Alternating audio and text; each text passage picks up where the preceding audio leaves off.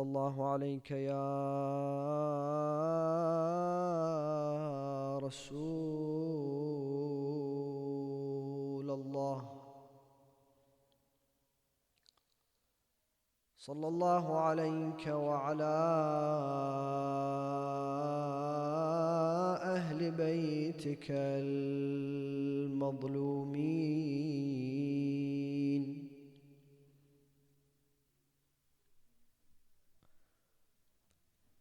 ما خاب والله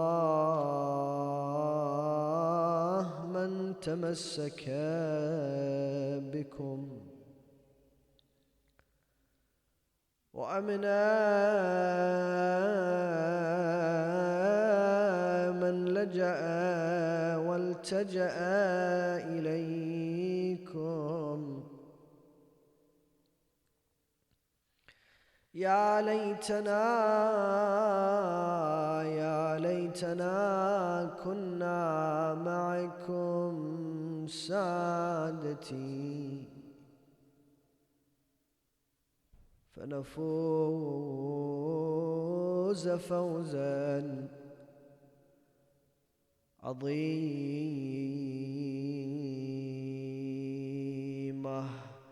السلام عليك يا أمير المؤمنين، السلام عليك يا قائد الغر المحجلين، السلام عليك يا أسد الله وأسد رسوله.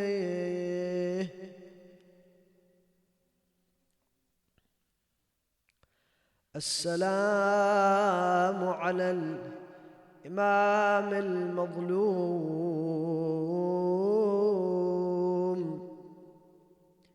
علي بن أبي طالب. قال الله تعالى في محكم كتابه الكريم: وقوله الحق وهو أصدق الصادقين. أعوذ بالله من الشيطان الرجيم. بسم الله الرحمن الرحيم. وإذ يرفع إبراهيم القواعد من البيت وإسماعيل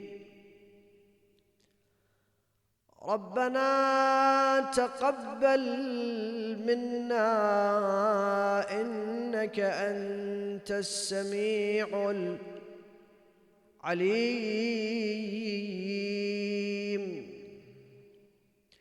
ربنا واجعلنا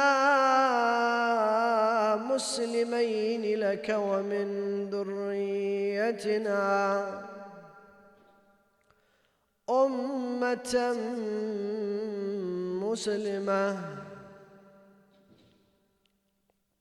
So in your gathering with the remembrance of Muhammad wa Ali Muhammad,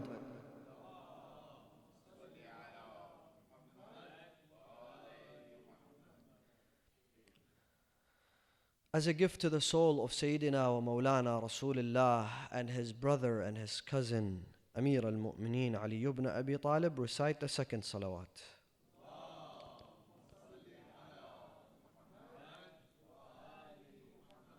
For Allah to shower onto this gathering with His infinite mercy and compassion, and to hasten the reappearance of Sayyidina wa Mawlana Sahib al-Asri wa Zaman, recite the third salawat with the loudest of your voices.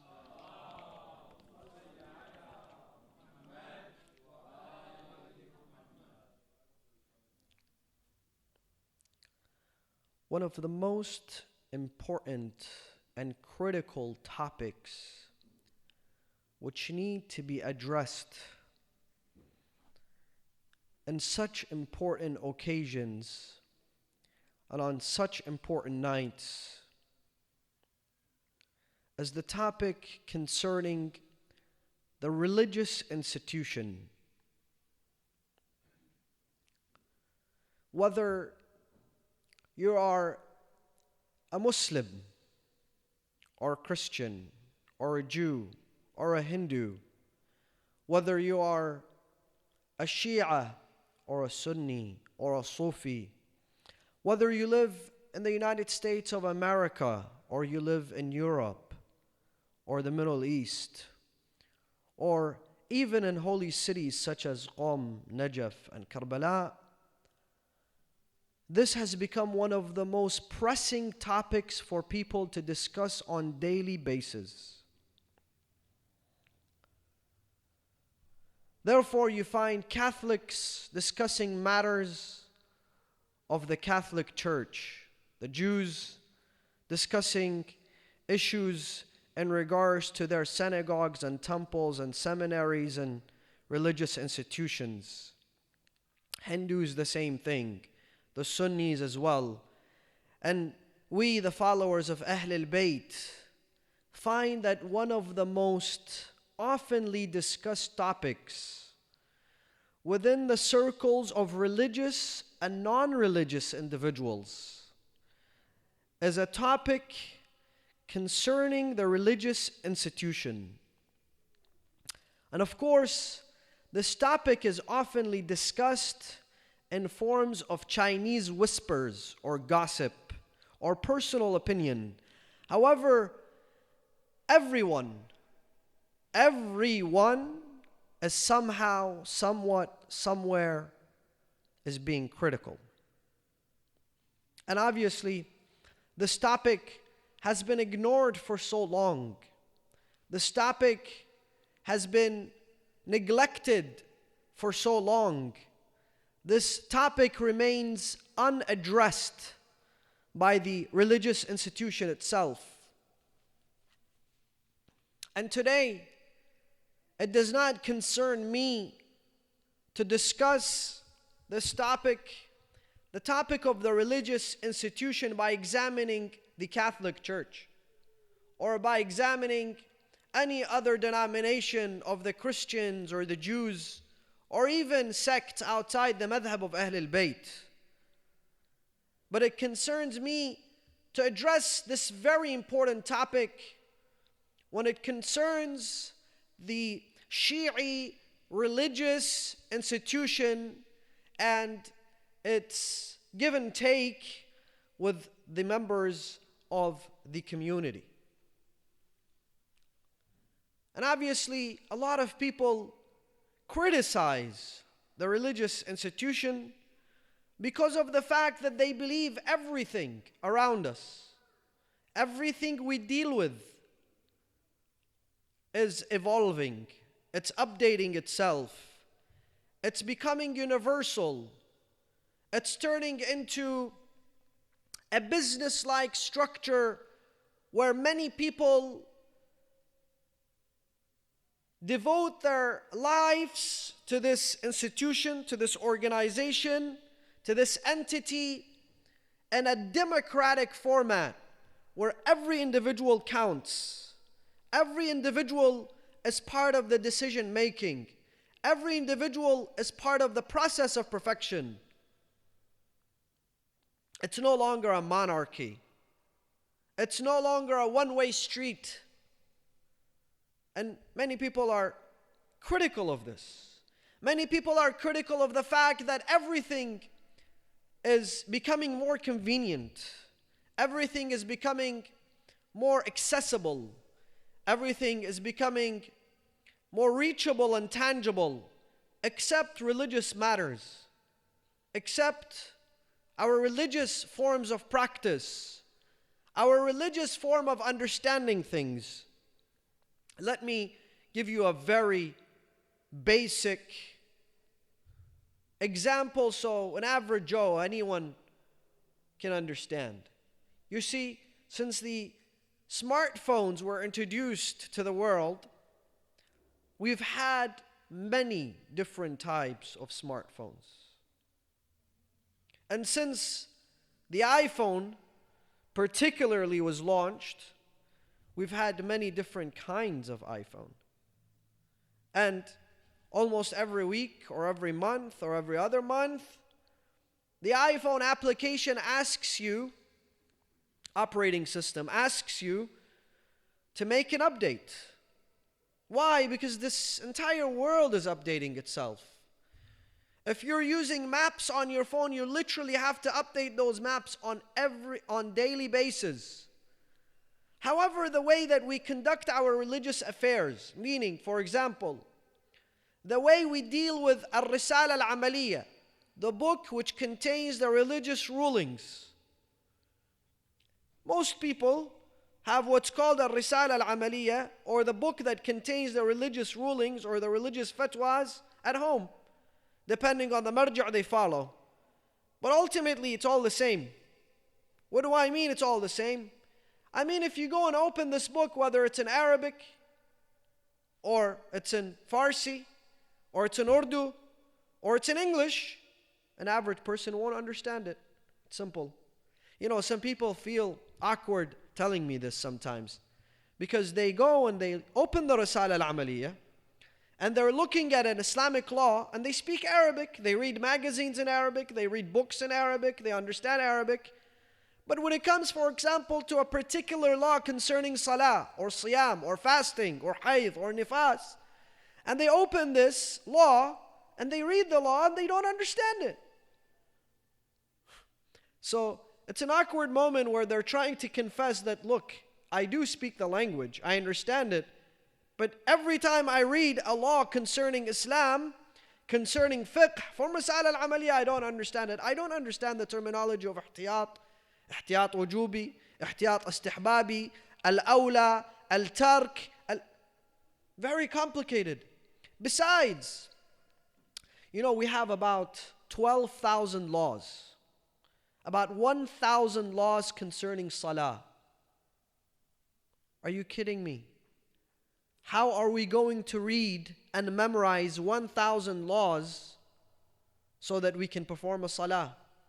Is there not another way, a more convenient way, an alternative way for us to understand the Islamic laws and yet not go through such a complex system? Nobody really has time to read Ar-Risala Al-Amaliyah from cover to cover. It could take up to 3 years for us to understand it and comprehend it. So why is it that we are not updating ourselves? Why is it that we are not hearing the critique that comes from the people? Why is it that people have no input and no decision-making power in our community? And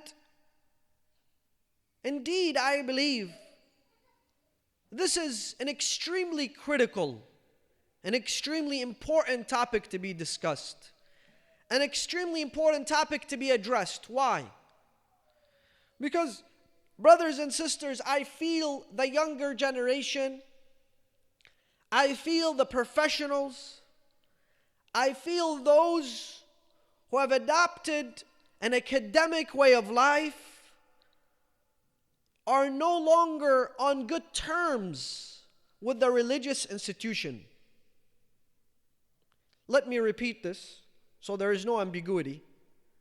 I feel that the younger generation, the professionals, are no longer on good terms with the religious institution. And we cannot keep blaming them. We cannot keep pointing fingers at them. We cannot say, well, they're too busy with their lives. They're too busy making money. They're too busy working their way up the ladder of success in their company. Or else, why should they have a problem with the religious institution? Furthermore, I would like to add this. Sayyidina, what do you mean by the religious institution? This is a very broad term. Do you mean the religious governments? Do you mean the seminary? Do you mean the scholars? Do you mean the speakers? Do you mean the schools? Do you mean the masajid? Do you mean the Islamic institutions? Do you mean the Islamic centers? The answer is yes. I mean all the above. While we have a Quran amongst us, and this Quran is ma'soom, لا يأتيه الباطل. This Quran cannot be infiltrated with batil. This Quran cannot contain mistakes. It is revealed from the Almighty Allah subhanahu wa ta'ala to the purest of hearts, the heart of Khatamul Anbiya'i wal Rusul, Rasulillahi Muhammad.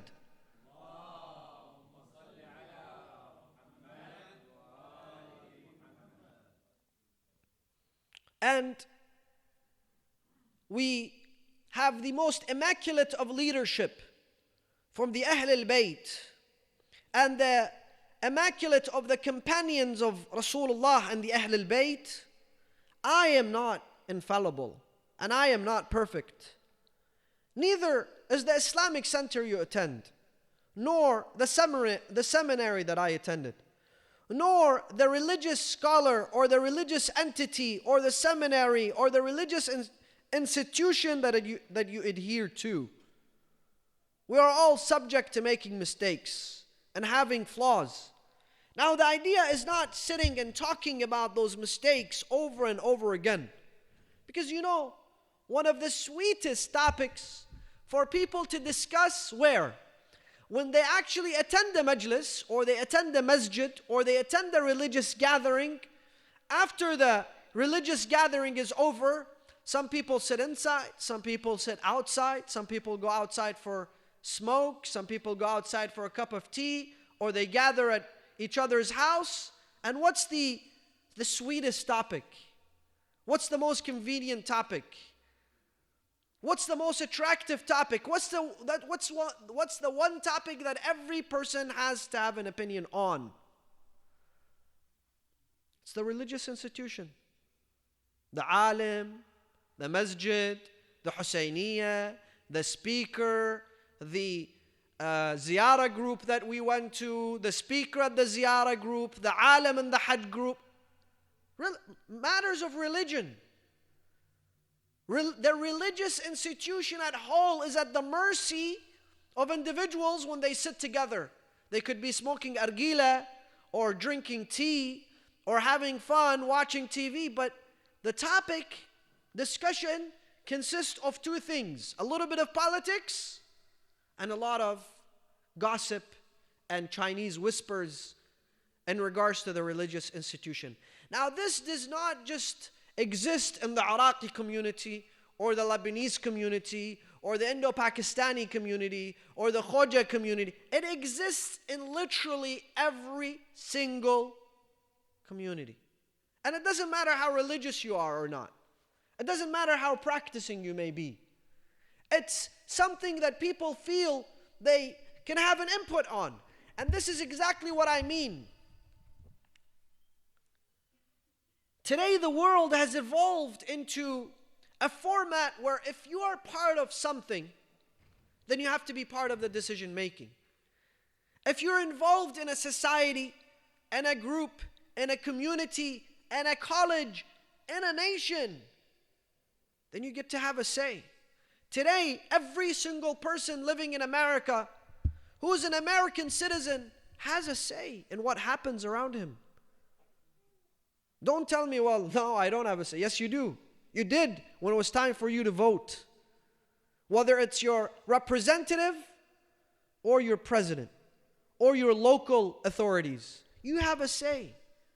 You have a say in choosing your judge and your sheriff and your member of Congress and the president and those who take leadership positions. So we are used to being part of this kind of society.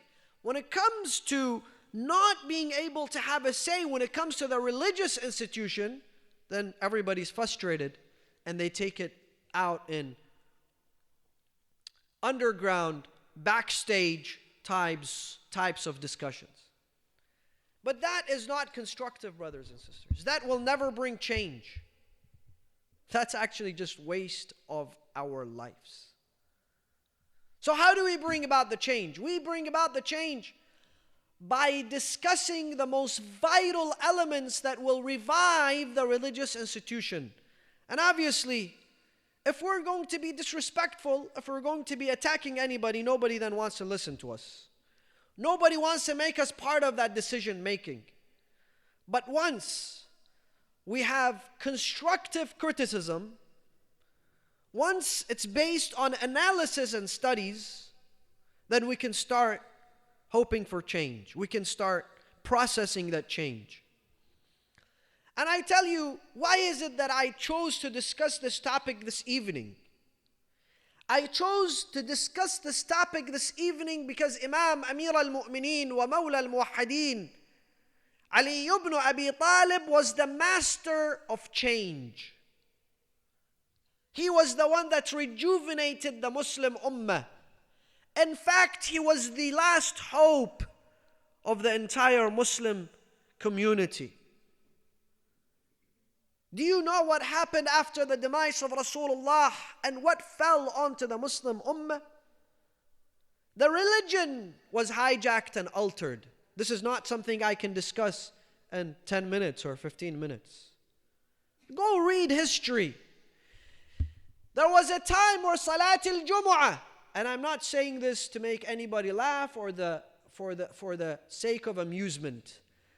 There was a time in which the Khalifa of the Muslimin would pray Salat al-Jumu'ah, the Friday prayers, not on Friday but on Wednesday. And while Imam al-Jumu'ah has to stand and deliver the khutbah, some of the so-called righteous companions of Rasulullah, out of obesity, not out of fatigue, not because he was tired and he's muttaqi and he has not ate anything. No, out of obesity, out of wanting to become a king, he would sit and deliver khutbah al-Jumu'ah. You know, I see some Muslims today, the followers of the same methodology, the same school, the same mindset. You have seen them. They wear their dresses up to their knees. Here. So you tell him, why is your dress so short? He says, this is the sunnah of Rasulullah. The sunnah of Rasulullah, he meant don't let your clothes drag. But he didn't say make it short up to your knees. Nobody's asking you to wear a skirt and walk around. Huh? Muawiyah ibn Abi Sufyan, the person who you cannot critique. He's a red line to many people. They say when he would enter the chambers of Khilafah, 7 people would carry his dress behind him. Go read history. This is mentioned in their own history, that 7 people would carry his dress until he sat on the throne. Just like, you know, on a wedding day, how the bride, they carry her dress. What about his beard? Was his beard up to his belly button? No. They say he used to plug his beard. He used to plug his beard. Let's read history. Let's understand one fact, that Amir al-Mu'mineen came to give life to this ummah, this dead ummah, this ummah that had been busy with occupying land and territory and turning the religion of Islam into an empire after the death of the 3rd Khalifa Uthman. Uthman, by the way, he didn't die in battle. Uthman didn't die during jihad. Uthman didn't have a natural death. What happened to the 3rd Khalifa Uthman? The Muslims, they killed him. They ransacked his home and they killed him. And they left his body without a burial for 3 days. And during that period of time, the Sahaba, the righteous companions of Rasulullah, were not able to sit on the minbar of Rasulullah and do the tafsir of the Quran or give a hadith from Rasulullah, meaning they could not sit on the minbar and say, Qala Rasulullah. The masjid of Rasulullah was occupied by whom? Al-Qassasun, storytellers. Magicians sometimes would go into the masjid to do magic shows. And there were individuals who had recently entered the religion of Islam. I ask you, brothers, sisters, my beloveds, whether you are here or whether you are listening to me, go read history, any book of history. I'm not going to mention a book of history on those matters because they exist in every book of history. Every book of history you open, it has discussed what I've just told you. Some people who have recently entered the religion of Islam, Jews, Christians, rabbis, and priests, would come and they read from the Talmud and from the Old Testament and from the New Testament, and the Muslims would listen to them. The Sahaba were not given a chance to discuss the hadith of Rasulullah. So they came to Amir al-Mu'mineen after the death of Uthman, and they unanimously gave him a bay'ah.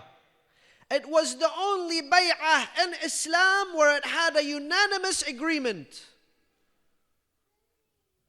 Lies. Whoever says that there was any other bay'ah in Islam with a unanimous democratic agreement besides the bay'ah of Ali ibn Abi Talib. Everyone gathered, everyone paid him his bay'ah, and he rejected. He didn't want the bay'ah. When they all agreed and they begged him, he said, now I cannot run away from the responsibility. Because Allah has taken a responsibility, a vow from the ulama, that if there is a unanimous agreement for them to dispense their knowledge, to lead the ummah, they cannot refuse. The first thing that he did is he returned the money stolen from Bayt al-Mal to Bayt al-Mal. Go read history. Who had stolen? Where was the money? How did he take the money? As soon as that happened, now Ali ibn Abi Talib is no longer wanted. It took us so many years to fill in our bank accounts with the money, and Ali ibn Abi Talib wants to take it overnight. That's one. He said, if you had purchased slaves with this money, you return the money and you must free the slaves. If you had gone married with this money, you must return the money of the dowry that you have paid to Bayt al-Mal. This is not your money. Inshallah, we will discuss the character of Ali ibn Abi Talib, the nobility of Ali ibn Abi Talib tomorrow. But the point that I'm trying to make, brothers and sisters, is that Imam Ali ibn Abi Talib was the Imam of change, the Imam of reform.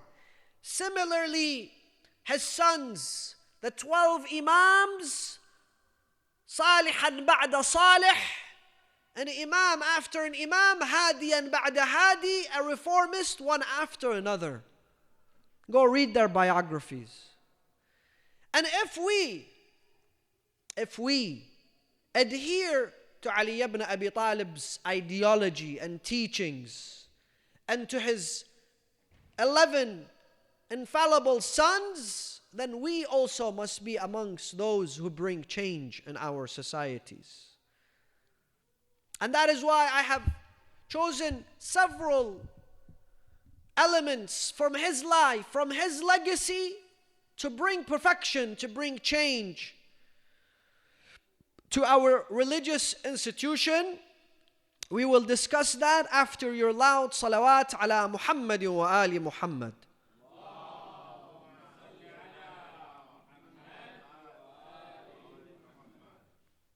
The first quality that we found in Amir al-Mu'mineen, where it made him a flawless and immaculate, a great leader, brothers and sisters, was his unbelievable passion for Islam.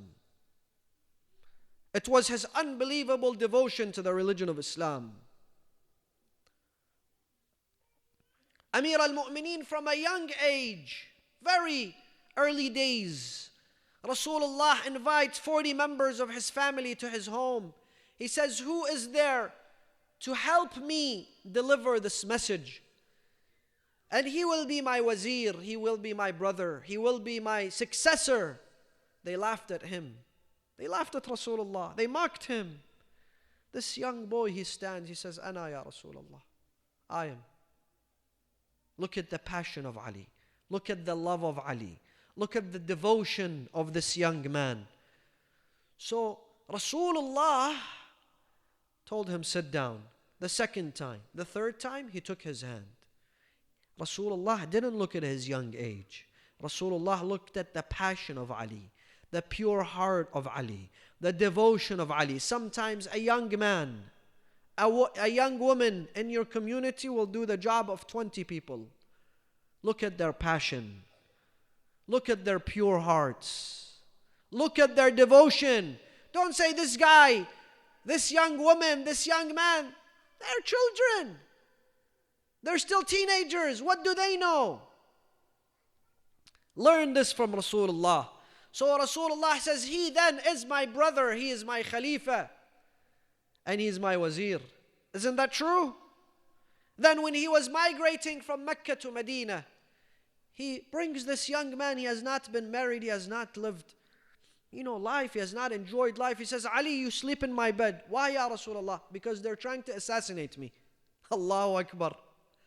Ya Rasulullah, couldn't you choose any better task for me than to be slaughtered in your deathbed and the eve that you're leaving Mecca to Medina?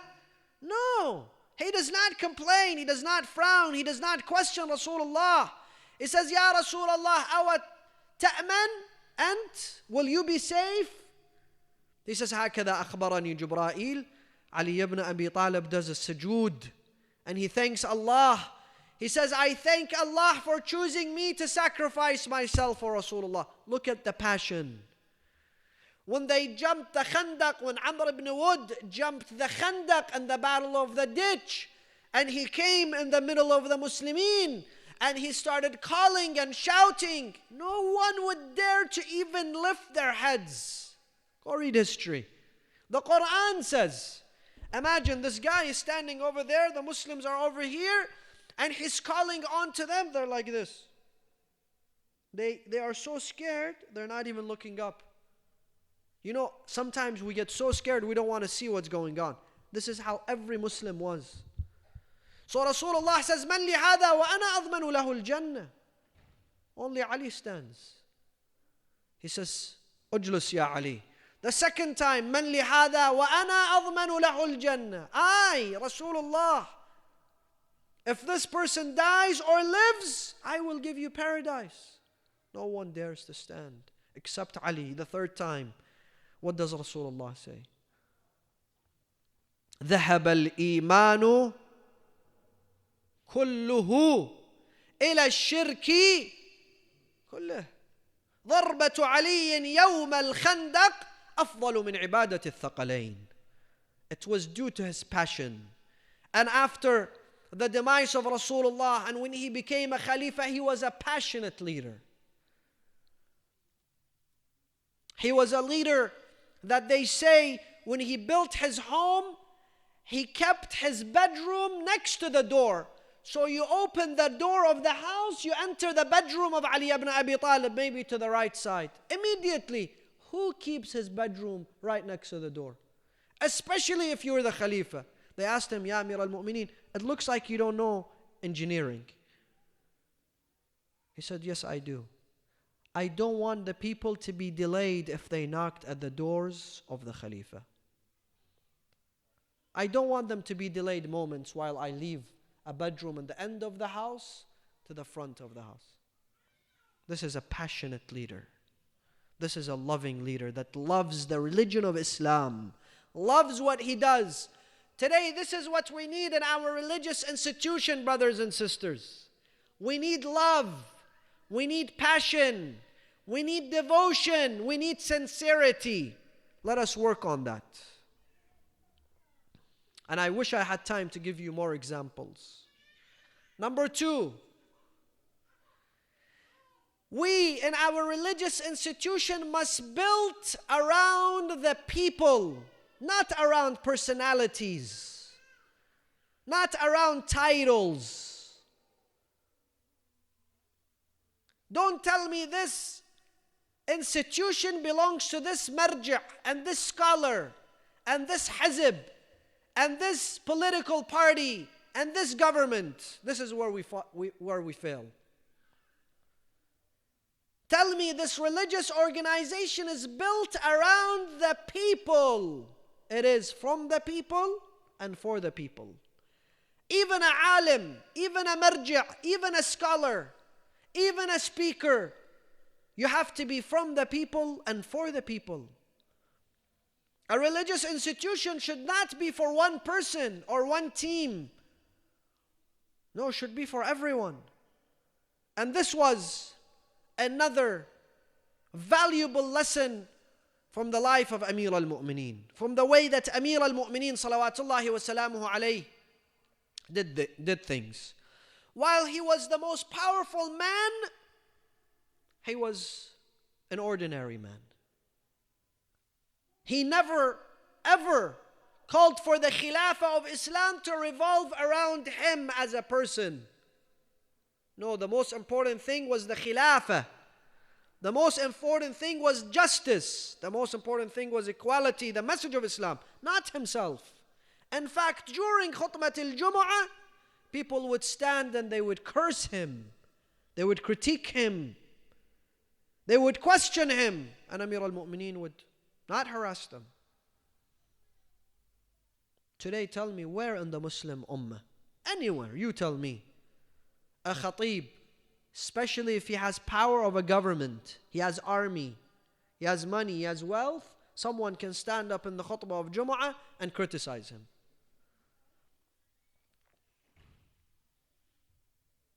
Where? Did it happen before him? Did it happen after him? Only in the time of Ali ibn Abi Talib. We, brothers and sisters, must take this lesson into our religious institutions. Let the religious institution be for the people.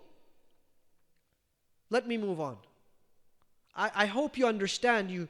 I don't have to give you 5 examples in order for us to understand what I mean.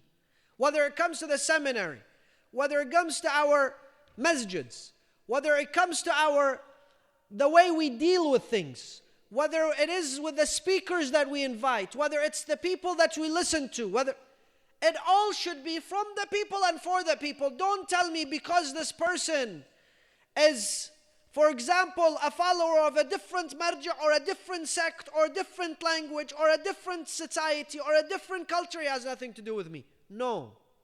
Look at what community wants. Look at what your community needs. Listen to them. You see, today, companies have become billionaires. How? Not by producing something and then shoving it down the throat of people. You know, nobody forces us to buy iPhones. People actually line up to buy this iPhone. Why? Because they started listening to what people want, and then they give them what they want. We want to do things the opposite. We want to say, oh people, this is what you want. Habibi, this is not what I want. This is what you need. Wallah, this is not what I need. No, you have to. Here. And we shove it down the throats. Some people say, Wallah, Sayyidina, you're getting it wrong. People want everything to be halal. That's not the case. Nobody wants haram to become halal. People want simple explanations, rational understandings. Why is something haram? Why is something halal? Why is it that I have to do things this way? Why is it that I have to do things this way? Why? Because today I ask everything from Google. Google tells me everything. But when it comes to the religious institution, I get no answers. Well, that's not going to work.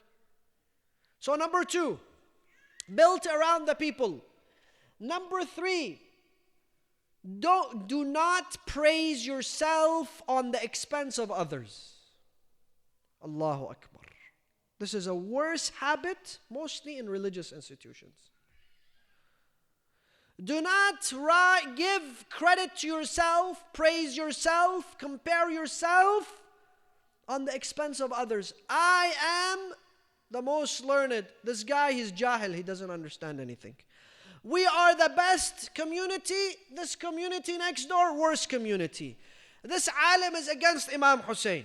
Tell me if you haven't heard those things. This alim is against Ahlul Bayt. This alim is a CIA agent. This alim works for the FBI. This alim is an agent. This alim does not follow this marja'. This masjid, bas. When will we stop this mess? When will we stop this character defamation of people? Because we want to prove we are good. Habibi, if you have good product, if you're genuinely good, if you're genuinely bringing something new to the table, people are smart enough to determine that. You don't need to bring someone else down in order to say, I am better. Nobody asks that of us. To expose others, to belittle others, to disrespect others. And last but not least, time is up. I wish we had more time to discuss this. Built a strong team. Look at Amir al-Mu'mineen's team. They were little, but amongst them was Ammar. Amongst them was whom? Kumail. Amongst them was whom? Malik al-Ashtar al-Nakha'i. Amongst them was whom? The greatest Salman, the greatest of the companions of Rasulullah. Built a strong team and believe in this team. I ask Allah subhanahu wa ta'ala in the name of Ali ibn Abi Talib to allow us to be amongst those who rejuvenate our communities, to bring perfection to our communities, to make an enjoyable community for ourselves, for our families. Let us raise our hands in a very small dua and conclude inshaAllah. Allahumma adkhil ala ahli al-qubur al-surur. Allahumma sha'fi wa afi kulla barid. Allahumma sudda faqrana bighinaak. Allahumma ghayyir su'a halina bihusni halik. اللهم اقض عنا الدين وأجرنا من الفقر إنك على كل شيء قدير. اللهم ارزقنا زيارة علي في الدنيا وشفاعة علي في الآخرة. وآخر دعوانا أن الحمد لله رب العالمين والصلاة والسلام على أشرف الأنبياء محمد وآله الطاهرين.